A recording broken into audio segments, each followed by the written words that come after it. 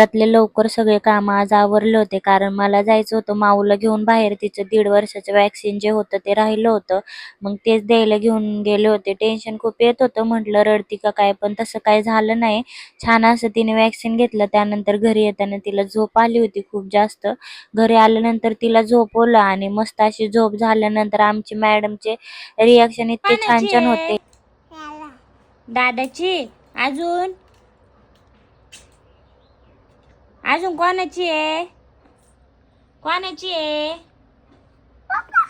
मी जरी माऊला दिवसभर जीव लावत असले ना, तिच्या पप्पाचा आणि तिचं बॉन्डिंग इतकं भारी आहे ना, म्हणजे ती दिवसभर जरी माझ्यासोबत असेल तरी पप्पा पप्पा म्हणजे करतच असते. दोघं पण तेच करतात आणि ते काय म्हणजे जास्त वेळ त्यांच्या सोबत नसतात तरी पण म्हणजे एक आपण म्हणतो ना बाप लेकीचं नातं हे वेगळंच असतं.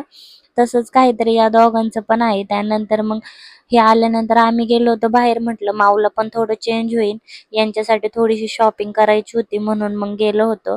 त्यानंतर मग मस्त असं त्यांची शॉपिंग वगैरे केली आणि यांनी काही घेतलं आणि मी तशीच आले, असं कधी होतच नाही. त्यामुळे हे मला बोलले की तुला काही घ्यायचं असेल तर घे. मग मला पण चान्स तेवढाच पाहिजे असतो, म्हणून मग मी पण 2 टॉप्स घेतले.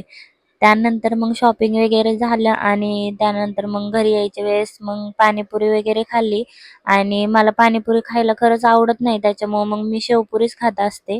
मस्त अशी शेवपुरी खाल्ली आणि यांनी दोघांनी पण एन्जॉय केली. माऊ सुद्धा आता पाणीपुरी खायला म्हणजे मस्तच, तिला पण पाणीपुरी खायला आवडते आमच्यामुळं. त्यामुळं पाणीपुरी वगैरे खाल्ली. त्यानंतर मग घरी यायला 9 वाजले होते आणि त्यानंतर मग लगेच स्वयंपाकाला लागले. पुलावच बनवला होता. स्वयंपाक वगैरे केला आणि जेवण करून घेतलं.